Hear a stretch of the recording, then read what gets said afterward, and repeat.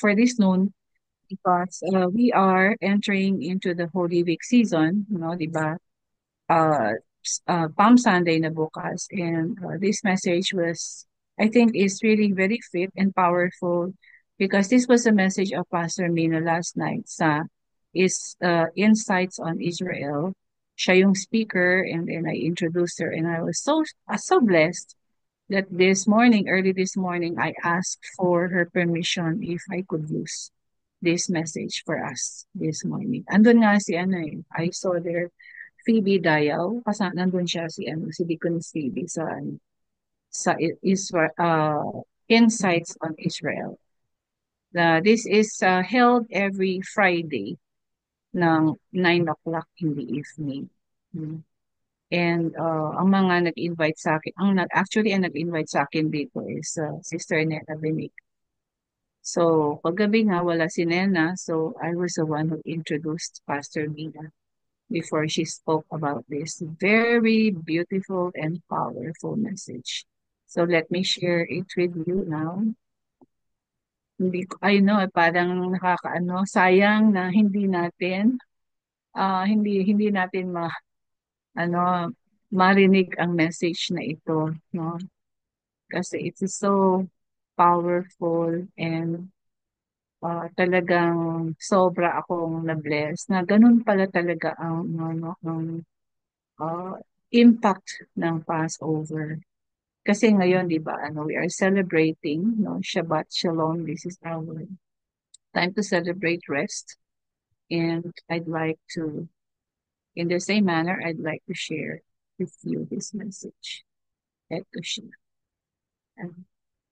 Can you see the slide, itong ating slides, the PowerPoint, the Yes power po, of, yes po, Pastor Rose. We okay, can see it the po. power of Passover. So ito ay isinyer ni Pastor Mina kagabi.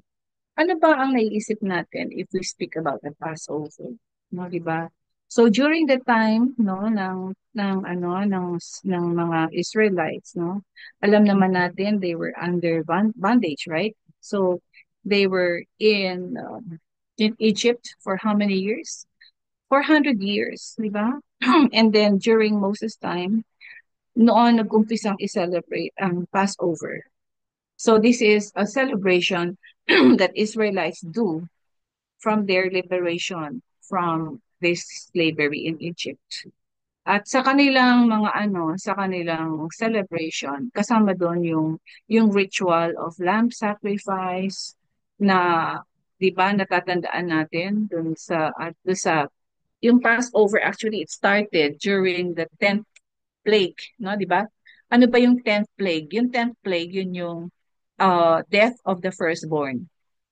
So ang sinabi ng angel ng Diyos kay Moses is tell the people that kill, okay, offer the no yung best lamb, no? Patayin and then yung dugo nun ay ilagay sa doorpost ng inyong mga bahay. So that when the angel of death passes by, so he will pass over. Yung makikita niyang pinto, bahay na may dugo ng lamb, the angel of death will pass over. Kaya yun ang meaning ng Passover. Then true enough, ang nangyari doon, no? Lahat ng mga tahanan, lahat ng mga houses, especially kahit sa Pharaoh, no? Pharaoh was not even spared kasi yung kanyang firstborn namatay, no? Pero yung mga Israelites, yung mga Hebrews, no, we call them Hebrews during their time. Yung mga Hebrews, yung kanilang mga bahay na yung doorpost nila, merong blood of the lamb, they were spared. The angel of death passed over them. Yun yung ibig sabihin. And of course, the power of Passover during the time of Jesus, ano ba yung naging Passover doon? It's actually the death, no? The death of Jesus.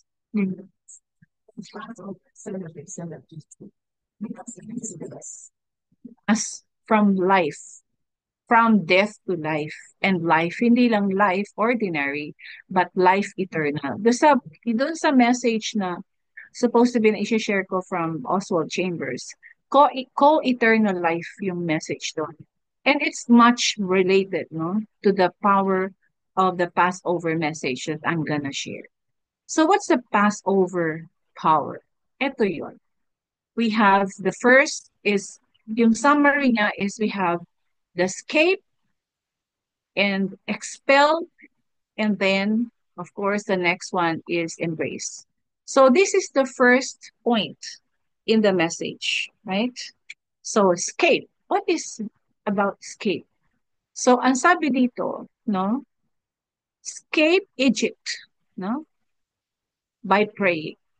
So God initiates deliverance in response to prayer. Kasi yung paglabas ng mga Hudyo, ng mga Hebrews sa Israel from 400 years of slavery actually is a deliverance, no? Is God's way of delivering them from slavery.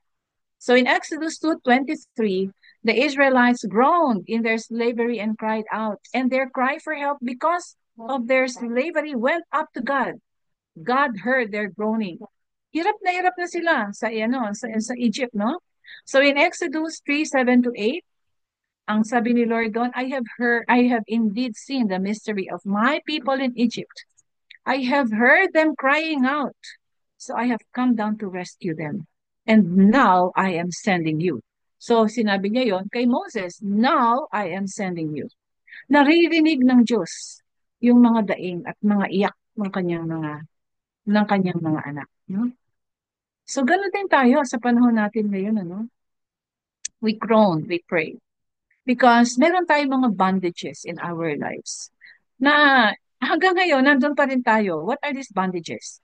These bondages may be sickness. Okay? Yan ang very common, right? Yung ating Egypt can be sickness. Our slavery can be sickness, can be lack, can be poverty, can be, tumultuous, chaotic relationships, yung mga hindi ma-fulfill na mga request natin sa ating prayer. Gusto natin ng promotion, hindi ma-promote sa job. Gusto nating lumabas sa isang masamang bisyo, hindi tayo makalabas-labas doon. So, we want to escape Egypt. That's our Egypt. And the Lord said, pray. Huh? Pray. Yun yung solusyon in order to escape. The second one, escape to Egypt is to worship. The purpose of deliverance is that we may worship. Bakit ba pinalabas ng Diyos ang mga Hebrews sa Egypt? Sabi sa Exodus 6:6, I will bring you out from under the yoke of the Egyptians. Yun ang pangako niya sa kanyang mga mahal na tao, no? Sa mga mahal niyang Israelite. And in Exodus 8:1, it says, let my people go so that they may worship me. Yun ang purpose, no? Kasi hindi sila maka-worship sa Egypt. Right? Andun lahat ang preoccupation. Andun lahat ang mga problem. Andun, kahit may kinakain sila doon, but they were under the what? Under slavery. Under Egypt, which is to them a human slaver. Slave driver. At sobrang hindi lang driver, master and taskmaster. Grabe, no? So yung mga Hebrews doon, hirap na hirap. Pero kahit hirap na hirap sila ay patuloy na dumadami in number. Sobrang mag-populate ang mga Hebrews ng panahon na yon. Kaya nga ang mga yung mga Egyptian leaders, yung mga officials, they actually were afraid of the Hebrews, no? 'Di ba? 'Di ba ano ba sinabi nila doon sa nagpapaanak, mga midwives? Kill. Okay? Kapag ka mga anak ang mga Hebrew women, patayin ninyo yung mga anak. Ano sabi ng mga magpapaanak? Ay, lo, sir, pagdating namin doon sa bahay nila, nakapanganak na. Di ba? Bilis mga anak ng mga babae. Okay? So, takot sila sa number, no? Takot sila sa number ng Hebrews kasi lalong dumadami. So, yun ang purpose ng Diyos, no? To get them out of Egypt, to deliver them from this human slavery so that they may worship God and they may freely worship God. No? Grabe, no? Yun ang meaning, isa sa meaning ng Passover. Escape Egypt so that we can worship. And then, the second point of the Passover, the power of Passover is expel.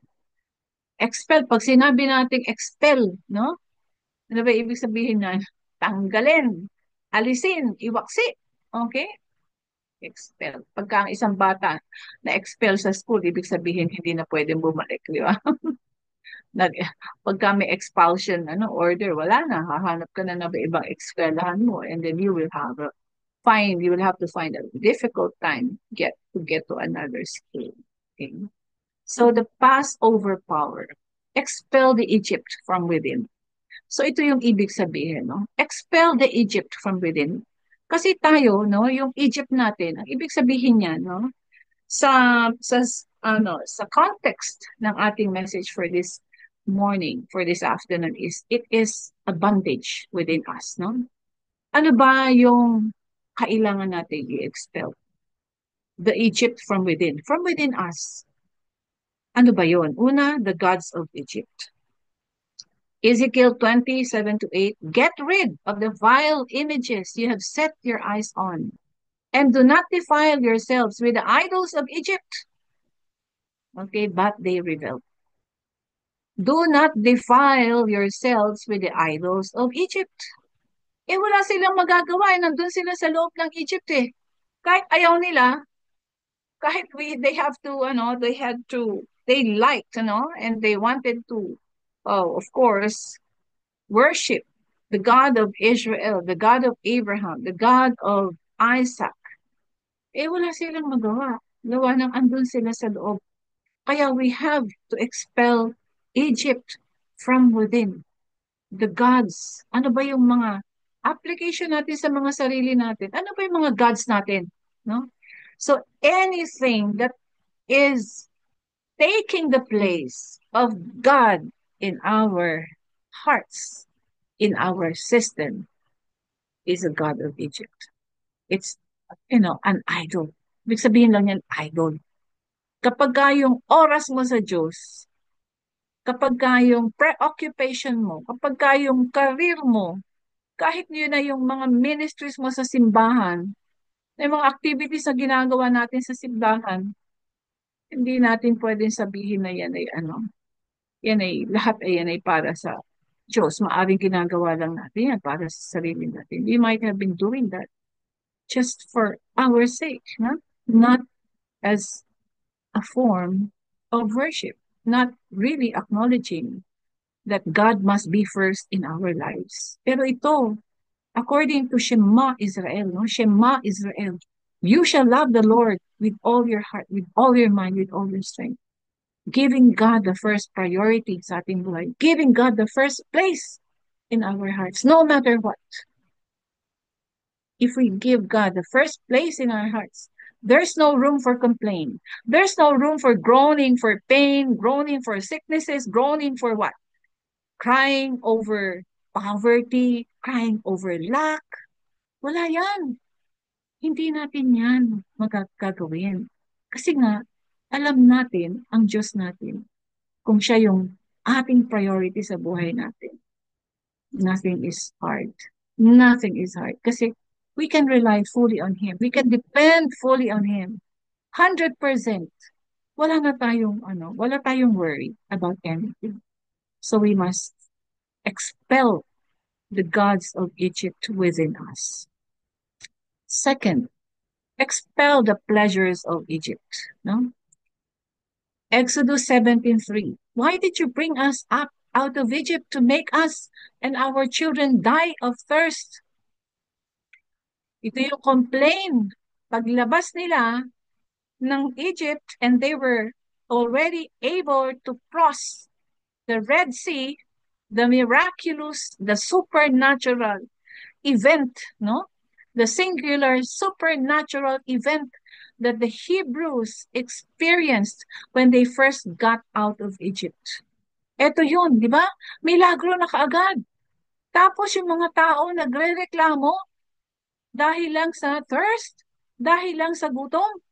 Wow. Eh kung nakita na nga nila yung supernatural na paglabas nila sa sa Egypt, itong mga minor na ito, nagre-reklamo pa rin, ha?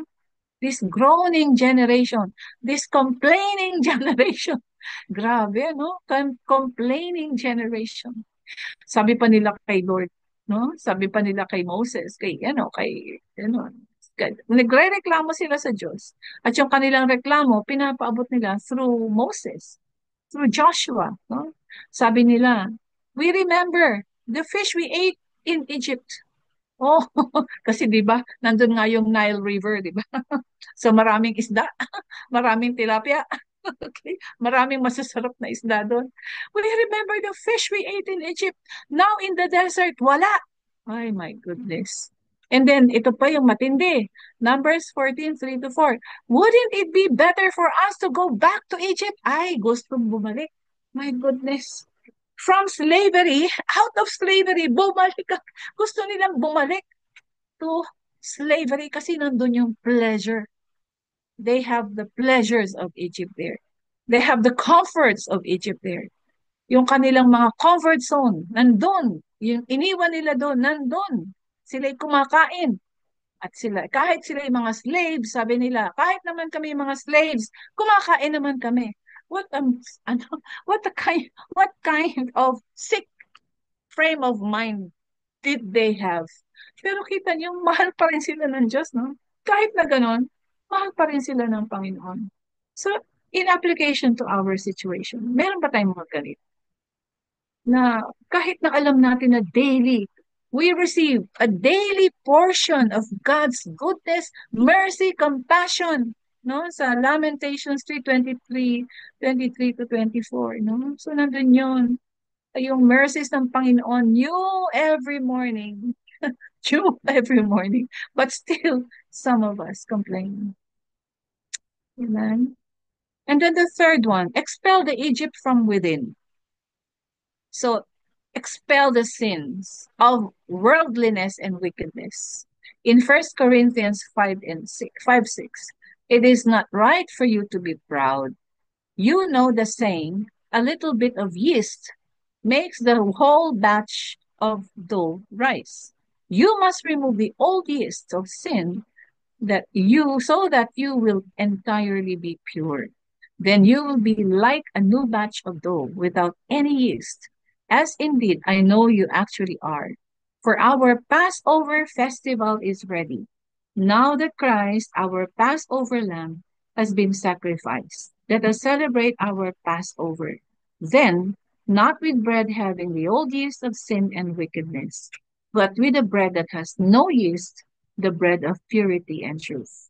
So, mga kaibigan, no, ay mga ka-Daybreak Global, last night in the message of Pastor Mina, no, sabi niya, I have been pastoring for the last 35 years, no, 35 years, and never in my life had I celebrated a Passover or the Holy Communion using a, a kind of bread that has yeast or yung merong paalsa.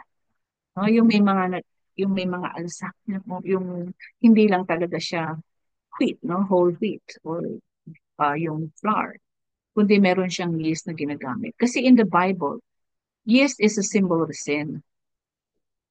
Yun, no? Yeast is taken as a symbol of sin. Kaya nga dito sabi dito, let us celebrate our Passover then, not with bread having the old yeast of sin and wickedness, but with the bread that has no yeast, the bread of purity and truth. Kaya ang mga Israelita hanggang ngayon, no? Whenever they celebrate the Passover, the feast of the Passover, they would be using this kind of bread that they call matzah, matzah, no? Matzah. Yun yung walang levadura, unleavened bread, which symbolizes the bread of purity and truth. Amen. So expel the Egypt from within you that comes, the gods of Egypt, pleasures of Egypt, and sins of worldliness and wickedness. And the third point is embrace. So what do we have to embrace in this power of Passover? Una, we embrace the promises of God, and that is victory over enemies, supernatural and miraculous. Joshua 21:44. The Lord gave them rest on every side. Not one of their enemies withstood them. The Lord gave all their enemies into their hands. Sa lahat ng mga laban ni Joshua, remember? How did he conquer Jericho? Di ba ang weird nung pag-conquer niya sa Jericho? That he went around together with the other members of his team. He went around Jericho 7 times, right? 7 times yon, daily on. And then on the last day, every day they would surround one. And then on the last day, talagang 7 beses. And after that, they sounded off the shofar. And then the walls of Jericho supernaturally collapsed. Di ba? Anong epekto ng sound ng shofar sa isang uh, sabihin na natin na talagang matibay na sanctuary, yung Jericho, yung walls of Jericho. Di ba? Bakit ito ay bumigay? Because it was an instruction from the Lord to do that, no? For Joshua. You do it, and I will do the rest. Yun no? So yung ating obedience to instruction, no? Kahit na yung mga instruction ay something like unlikely weird. Unlikely, ano ba yan? No, di ba? Sometimes dito sa prayer room natin, ano, di ba? Ayan, si Brother Virgil would be testament to that, a witness to that. Na pag minsan, ang mga instruction ng mga prayer leaders. O sige, ano daw, punasan mo daw yung ganyan, yung masakit mo, ganyan. Punasan mo ng 3 times and then tapalan mo ng ganyan.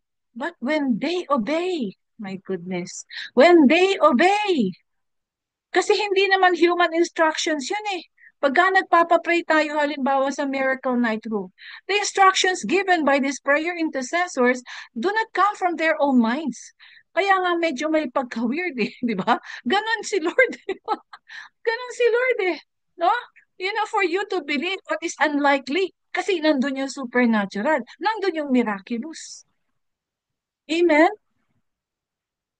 So Deuteronomy 1:30, the Lord your God will fight for you as he did in Egypt. Amen. So victory over enemies. What are your enemies? Again, ano yung mga enemies natin? Sakit, lack, relationships, yung mga discontentment natin sa buhay, mga dissatisfaction natin. Let the Lord take over. Let the Lord take over and let him do what we cannot do. Tayo limitado, siya hindi. Tayo natural, siya supernatural. So leave to God. Kay Lord lang yan, di ba? Ganyan lang mabuhay. Ganyan lang mabuhay. Wala tayong pwedeng ibang gawin. Hindi natin pwedeng problemahin ang problema natin. Kasi walang solusyon yan. Si Lord lang ang meron. Amen? Wow. So, I would rather, say na talagang pagka si Lord ang nagbigay ng instructions, you really have to follow kahit medyo may tanong ka sa isip mo. Lord, teka muna. Medyo weird itong naririnig ko sa'yo. Pero, I will still follow you. I will still believe you kasi instruction mo yan eh. Okay, for this, I would like to, share a very short testimony. Meron lumapit sa akin na nanay. First time niyang pumunta sa Windwatch. And yung kanyang anak, may, yung hindi heal na, well, hindi magamot-gamot na sakit sa balat. Parang psoriasis na nga yata yun. Kasi, parang pagampaga yung katawan ng bata, tapos namumula, tapos, susugat-sugat. Alam mo yung ganun? Tapos sabi nila, limang doctors na raw na mga specialist ang nalapitan nila at kung ano-ano ng mga gamot ang ibinigay to no avail. Walang kagalingan. Wow. Sabi, tapos sabi niya sa akin, pwede po magpa-pray. So in your situation, if you were the prayer intercessor, given that kind of problem, 5 espesyalista, kung tayo at uutakin lang natin yan, bakit hindi ka humanap ng mas magaling na espesyalista doon sa 5, di ba? You can still get the best, no? The best espesyalista na pwede ka mag-try na dalhin doon yung anak mo. But Lord, I said, Lord, let me listen to you. Let me help this person. Let him help this nanay. You, itong nanay na ito, she's so hopeless, no? Sa case ng kanyang anak. Lord, i-build mo naman yung faith niya sa supernatural, sa miraculous. That's what I asked the Lord. And Lord, ako din, wag mo naman ako ipahiya. Di ba? Wag mo naman ako ipahiya. Give me your word. Give me your word. Give me your instruction. So eto na, nung nag-pray na ako ng ganyan, anong nakita ko? Yung word na, let her ask for forgiveness. Okay? Yun yung narinig ko, yun yung nakita ko. Let her ask for forgiveness from a person who is very close to her. Very, very close to her. Isa sila o dalawa, kailangan niyang humingi ng tawad sa kanila at mag-release din siya ng forgiveness sa kanila. And ito yung masarap na narinig ko. And her son will be healed. Wow. Nung narinig ko yon, sabi ko, Lord, my prayer is this woman would believe. So nung sinabi ko doon sa babae yon, sabi ko, this is God's instruction for you. Do you believe that if you do this, your son will heal? Ang sabi niya, yes po. Parang yung kanyang yes, parang kahit na una kong narinig yung yes po niya, something like it was not really a yes 100% yes, no? Pero anyway, si Lord naman tinutulungan naman tayo na i-build up yung faith natin. So, to make the long story short, after 2 weeks, bumalik sa akin. Sabi niya, wow, gusto ko pong magpasalamat doon sa instruction na binigay ni Lord through you kasi po yung anak ko, nung ginawa ko po yung instruction, yun po palang aking hihinga yun po, akin palang hihinga ng ng kapatawaran at mag-release din ako ng kapatawaran. Ayun pong ama ko at saka yung nanay ko, sila yung nag-cause sa akin ng misery sa family ko ng matagal ng panahon. Siguro about something like finances or whatever. So, hindi niya mapatawad-tawad at hindi niya kinakausap for a long time. So, for the first time, nagkita uli sila, humingi siya ng tawad, at siya ay nagpatawad din. At hinintay niya, nung umuwi siya sa bahay, hinintay niya na talagang makita kung ano yung resulta sa anak niya. And true enough, yung anak niya, nung bumalik siya sa bahay, nawala, as if nawala yung pamumula nung balat. And then after 1 week, totally healed. When they went back to the doctor, and sabi ng doctor, ano nangyari? Ano nangyari? So that's it, no? So, tayo ba ay magtitiwala sa promise ng Diyos that we can be victorious over our enemies? Or we choose to believe in what our eyes can see? Yung mata lang na nakikita natin, naririnig ng ears natin on the natural. No, we have to believe that we are given victory over our enemies supernaturally and miraculously. Amen? The next is embrace the promises of God, abundance and provision from manna to harvest. Deuteronomy 8, 6, 7 to 10. The Lord your God is bringing you into a good land, a land with wheat and barley, a land where bread will not be scarce and you will lack nothing.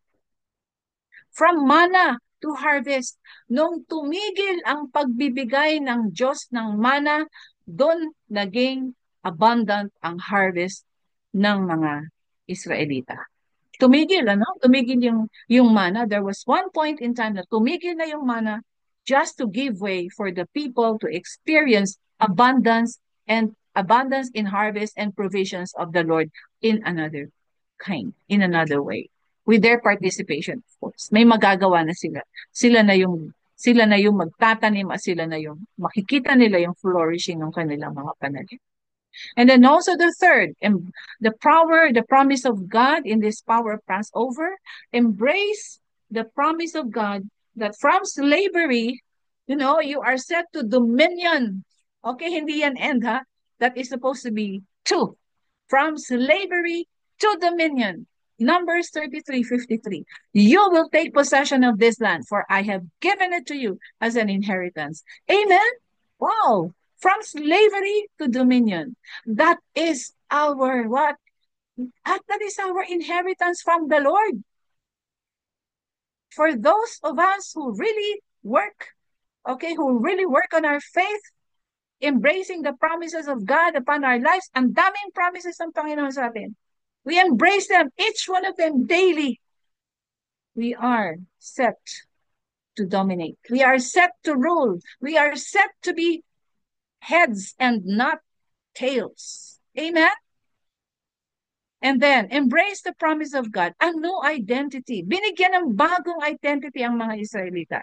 In Exodus 19:5, out of all the nations, you will be my treasured possession. Hindi lang mga Israelita yan. Tayo rin, kasi tayo yung mga grafted in. We are the grafted in, sons of Abraham, by the power of the sacrifice of Jesus, by the power of the Passover, by the power of sacrifice of Jesus, we are the seeds and the children of Abraham. Amen. And embrace the promise of God, a glorious destiny. So in 1 Corinthians 2:7, we speak of God's secret wisdom, a wisdom that has been hidden and that God destined for our glory before time began. So yung ating mga glorious destinies, kung nasa samang platform kayo, believe that God has given you your own destiny, a glorious one. And you only have to wait for the unfolding of your glorious destinies. Hindi lang, you do not just wait without doing nothing. While you wait on the Lord. Ang ibig sabihin, you serve the Lord. When you say waiting on the Lord, that is serving the Lord. While you wait, you worship, you praise, you thank Him, and you do whatever it takes to build God's kingdom here on earth. Amen? Amen. So, escape, expel, embrace. Okay. So this is God's word for you. And of course, this is the gift of the Lord for us. So this is my declaration for each one of us tonight or this afternoon. The power of Passover declaration upon us, upon our lives. For those who are here in this platform this afternoon, I declare the power of the Passover. Bring us to our promised glorious destiny in the name of Jesus, our Passover Lamb. Thank you very much for letting me share.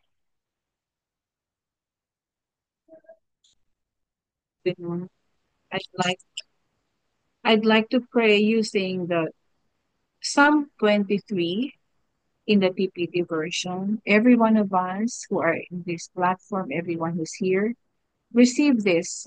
Let's receive this declaration. Let it be your personal prayer also.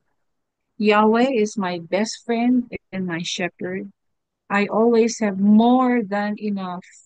He offers a resting place for me in his luxurious love.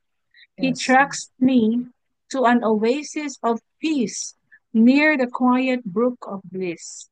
That's where he restores and revives my life.